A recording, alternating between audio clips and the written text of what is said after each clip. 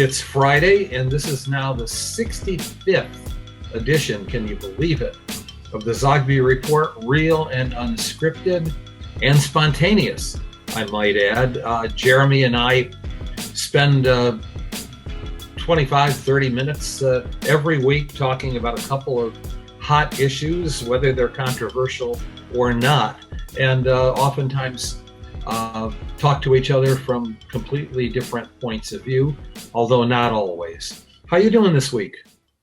I'm doing well. Yeah, we a lot of times do have different points of view, but I must point out today that we have the same shirt on, and that wasn't scripted.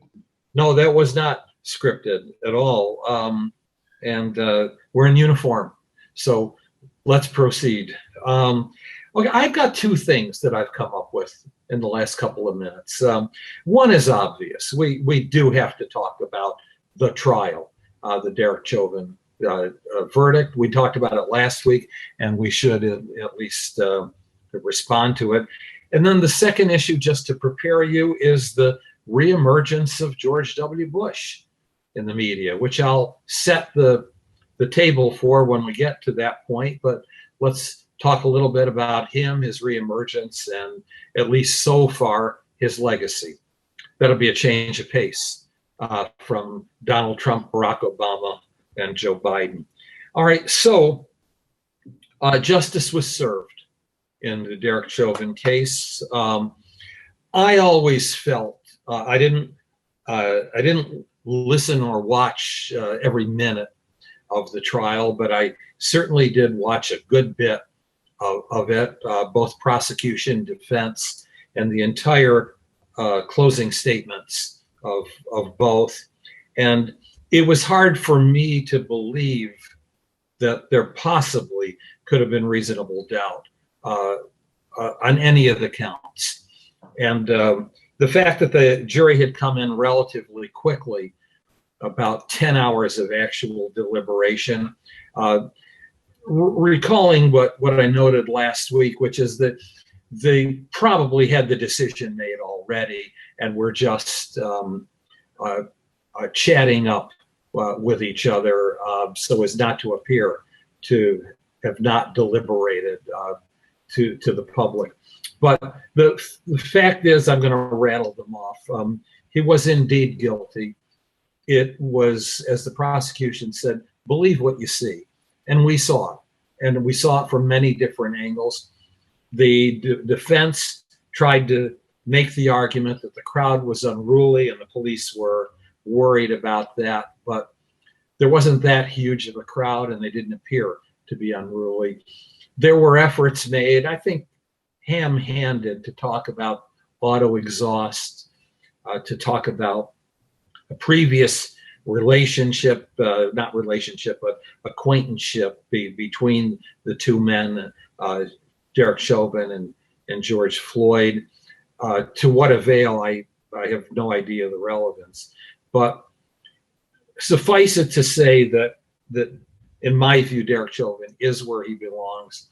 And also suffice it to say that just my knowledge of American history, going back through much of our history as colonies and as a nation, where a black person was not even allowed to testify against a white person, let alone be acquitted in a jury of a white majority nation. This was an historic turning point in police and race relations, and a beginning, a new chapter, and a new movement of the debate towards more racial justice, different police training, especially when it comes to dealing with people of color.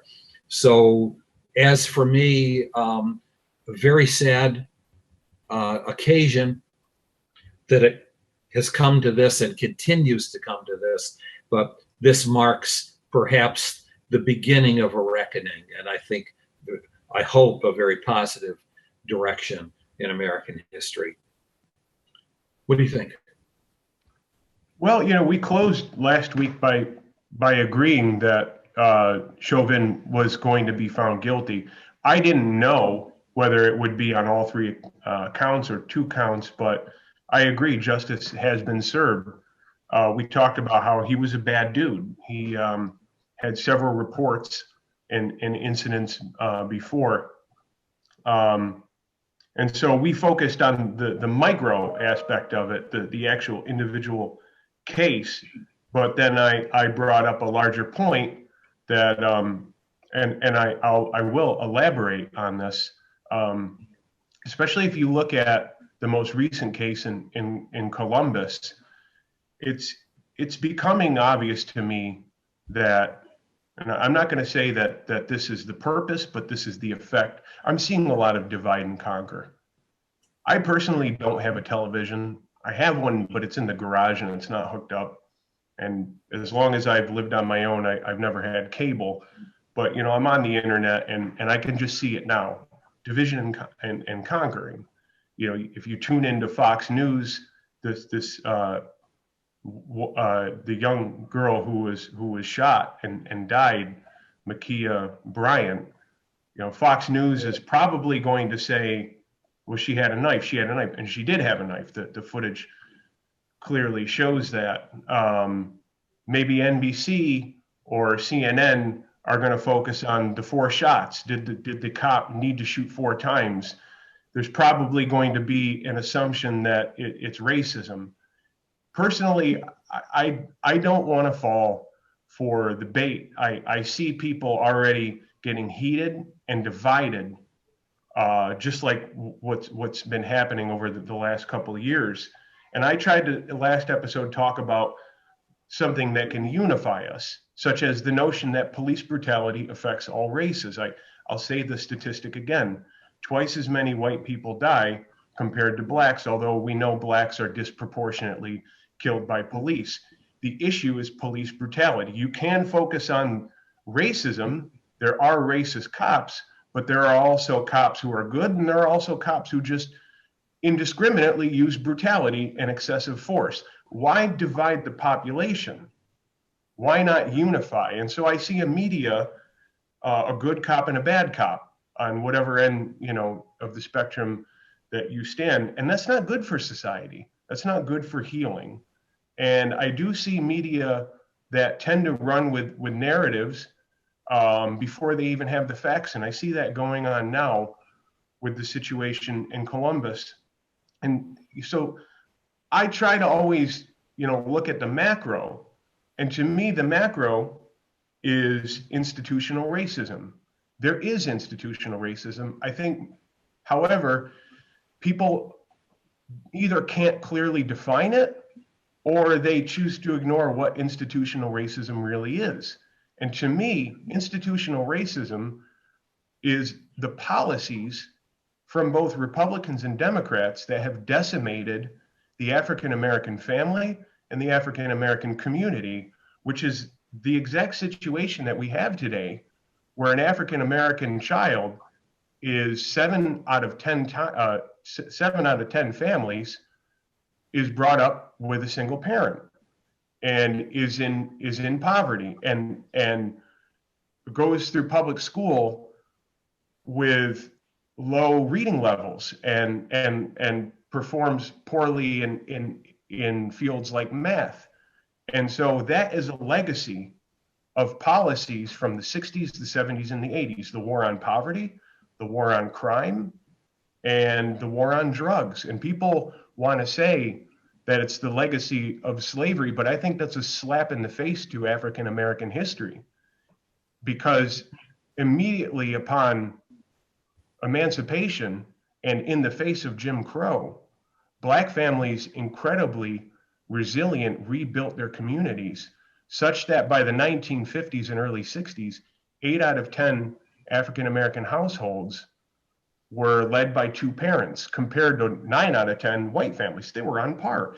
Unemployment for Black Americans was on par with white unemployment. So what happened in the 60s, the 70s, and the 80s that led to this crisis?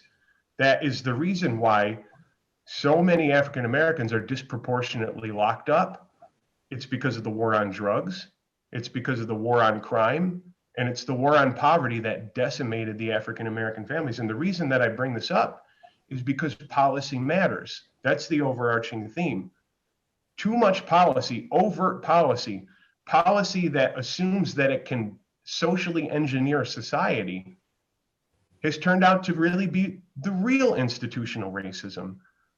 So that's how I see it. And so if we want to get beyond racism, it's don't add more policy that could potentially do harm. Repeal the legacy of the war on poverty, the legacy of the war on drugs, and the legacy of the war on crime. And I think what you will see is a Black Renaissance, something akin to what Booker T. Washington was preaching all along. Develop from within, strengthen the community. That was very knowledgeable and and very eloquent. And I'm not going to disagree with 95% of what you talked about, maybe even 100% of what you talked about. That systemic racism, and we both agree that it does exist, but it's enabled by hearts and minds. And we cannot deny that. We can't deny that even with the most well-meaning intentions. I was sensitized, during the 1960s. I began my teaching career teaching Black history and as a civil rights activist. And at the same time, if you asked me if I was racist, I would say I don't feel like I am. But on the other hand, know that I must be. And I mean, this is not liberal claptrap, don't get me wrong, but it is the sense that I think it's baked into the system or into our bloodstream that because occurrences, bad things occur so often, too often to those who are Black, that it's automatic, it's assumed, we almost become desensitized to it. I'll tell you, I'll give you just a few examples. 20 people die in an earthquake in San Francisco, and we justifiably are stunned as a nation. 100,000 die in an earthquake in India, and in other news, we move right on. We are desensitized, I think, to the suffering and tragedy of people of color, whether we want to be or don't want to be. Hence, the reason I think for the power of the phrase Black Lives Matter. I think that in many ways it has launched a very important reevaluation of what has needed to happen for a long time. Black lives do matter, and that has to be on the agenda. And I am encouraged by the fact that in the last election, the third top issue, according to exit polls, was race relations, driven, of course, by George Floyd and Breonna Taylor and others, in terms of the national news agenda, but also by the fact that it was the number 2 issue among voters under 30 years of age. And I have hope. I have hope in the sense that while I may have marched in the 1960s on behalf of them, Blacks, people of color, it appears that young people are marching on behalf of us because so many millennials and Gen Z not only are non-white, but they date each other, they marry each other, they play sports with each other, they live with each other in a different kind of society. So I have hope, but the systemic racism has got to be dealt with on a policy level as well. Defund the police is insane. And whoever came up with that terminology should be shamed for that. We don't want to defund the police. We want to retrain the police. We want to draw better people into the police, or at least bring in people as good as the best that we have, not bring in people who are the worst that we have. I'll give you the last word on it, and then we'll move on. Well, I mean, I think if we can't effectively define the root of the problem, then it's going to be hard to move forward. I can say this because whether it's Nelson Rockefeller, who came up with, or who let's say, emboldened the war on drugs, and came up with the draconian measures and set the model for the rest of the country, who, by the way, in many ways was a progressive, or whether it was Lyndon. And always won the black vote when he ran for governor and was elected 4 times. This was a naked, shameless appeal on his part to achieve the vice presidency or the presidency by appealing to the more conservative wing of the Republican Party. But I cut you off. No, that's fine. I mean, he was a progressive, no question about it. Or whether it's Lyndon Johnson, who is on record as saying, "I'll have those," and I can't say the word, but you probably know what I'm going to say. "I'll have those ends voting Democratic for 200 years." That's on record on Air Force One in front of 2 governors. So progressivism, by the way, is not it's not a leftist thing. It's beyond left right. It's a mentality of Ivy League professors who can socially engineer society because they know what's best.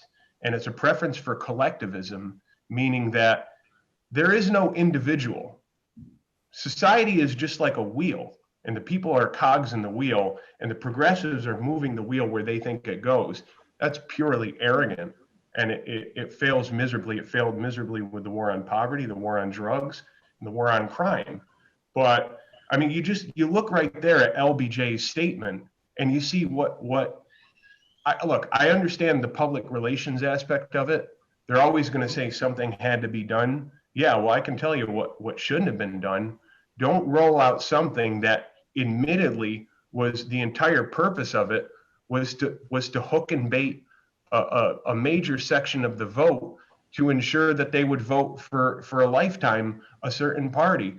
And then so that's the introduction of the idea. Then look at the effect. It decimated the black family. It decimated the African American community. So if we can't understand what institutional racism is, more policy isn't going to help. We have to understand that the exact policy that put us in the situation we are today, what needs to happen is that needs to be completely rolled back. Now, we're talking about Black Lives Matter. I mean, look, I'm a millennial. I was born in '83. I'm a little bit on the older end. We were probably, you could really say, effectively, we were the first generation to only know integrated schools. Of course, look, if you grew up in the rural area, what can you do about that? You can't blame people who grew up in the countryside. What are you going to tell them? Hey, redneck, come on down to the city, abandon your way of life. I mean, that's this notion of this classism that I often see towards rural people, and I'm just going to say outright disregard for their values is that's another topic. But if you were from the city, small, medium, or large, you went to school with African Americans. If you played basketball, you're familiar with the notion of shirts versus skins. If you were on the skins team, you took your shirt off and you were rubbing bodies with Hispanic kids, black kids, and white kids. It's a non-factor to us. We dated people of different ethnic backgrounds, races, and religions. So I feel like oftentimes it's the baby boomers who, although they marched for it, they're still trying to catch up. They're still living the battle in the 60s and the 70s, yet we millennials and Gen Z, we grew up with integrated society. It's by and large a non-factor for us. So, but if you want to talk about desensitization, it goes back to my point about police brutality. I feel that we have desensitized the notion of violence towards whites. I keep saying it, 2-1. Again, I understand. Blacks are disproportionately targeted by the police. But why is it that we can't name one white person and then it never makes national news? That is very troublesome. And I think NBC, CBS, ABC, the New York Times, and CNN, and whatever else, and even Fox News, because they're not covering it, they have a lot of explaining to do. We need to reframe this as police brutality. Okay, retraining is something that probably needs to happen. Although in this case of Ma'Khia Bryan, place yourself in the cop's shoes. You get a 911 call saying that a girl is wielding a knife. And as a cop, you're always training for the worst case scenario, especially if you're in a city, that is shootout between gangs or drug lords, which you could ultimately die and not go home to your family. So you go to the range week after week, and that's called muscle memory. You know, you hear that there's a threat, you're probably going to reach for your gun, especially when you hear that somebody's wielding a knife. I don't know, while I can comfortably sit from my couch and say he shouldn't have shot her 4 times, I don't think any of us know what we would do in that situation. In fact, I don't even know. Think about it this way. Another girl, the one who would have got stabbed, she could have died. So there's just the overarching theme to this side of the discussion is that there's a lot lost when the national news gets involved. I almost feel like the national news should lose its ability to report on these, because these are family issues, neighborhood issues, local issues. I think the local news will do a better job. When the national news gets involved, they have a political agenda, and they show it time after time because the public is divided, and we shouldn't be divided over these things. So I'm going to go back on my word. I remember I said you could have the last word on this. I'm not going to get into this because I think we ought to wind this conversation down. We'll save the George W. Bush for another time. Let me just say that I'm going to strongly disagree with you on Lyndon Johnson. While Lyndon Johnson grew up in East Texas and certainly in his early career had no bragging rights whatsoever on civil rights issues, there's no question about the fact that this was a man who evolved on a personal level. He ushered through the 1957 Civil Rights Act, and in 1964 and 65, very few will doubt the importance of the Omnibus Civil Rights Act of 1964, and of course, really the revolutionary Voting Rights Act. The Great Society, that was 1965. The Great Society was born out of necessity. Let's not play down the fact that something had to be done. American cities literally were burning. And then finally, as far as the black vote is concerned, that had already started to turn. It started to turn under Truman's Fair Deal. And then John F. Kennedy won the black vote and won it by a substantial margin in 1960, which helped put him over the top.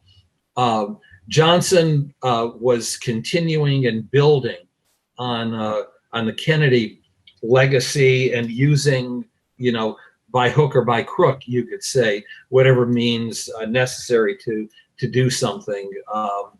And the horse trading there was itself a story. But I don't think there's any question about the fact that while Lyndon Johnson, like the rest of us, died a racist person, he was not the person early in earlier parts in his career in terms of his overt lack of sensitivity towards Black Americans. Go ahead, so you get equal time, but we'll make it quick. Well, cities were burning, if I understand, because 4 leaders of the Black community, 2 of them white, JFK and RFK, and then Malcolm X and MLK, were brutally murdered, and it looked to be a setup in each case. And so, if I understand correctly, I think the last murder, was it RFK or was it MLK? Who was murdered? RFK. The city started burning after MLK, right? Cities started burning in 1964 and in 65. Those were among the worst of the race riots, and then picked up again in 67 with Newark, and then 68, almost everywhere. So, I mean, in each case, a leader around that time, a leader, someone who wanted to advance the Black community, was taken out. JFK first, Malcolm X second, MLK, and then RFK. And so I mean, I think that probably played something of a role. But regardless of whether you agree with that or not, something had to be done, sure. But we can't ignore the fact that if you look at the case of Rockefeller, or you look at the case of LBJ and that quote, which I think really reveals where he stands, but also going back to what I'm going to say are the sinister roots of the progressive movement, which I can talk about in another episode. What you see is the real Machiavellian sensibility, and that is the desire to attain power and the desire to maintain power. And so I think that's what ultimately and unfortunately drove a lot of these policies. And by the way, a lot of people made money in the process, especially with the war on drugs and the war on crime. And so something had to be done, just doesn't cut it. Something has to be done, but it has to be the right thing. Okay, that was civil, as it always is. I do disagree. Well, we'll continue it. Okay, and please send us your reactions.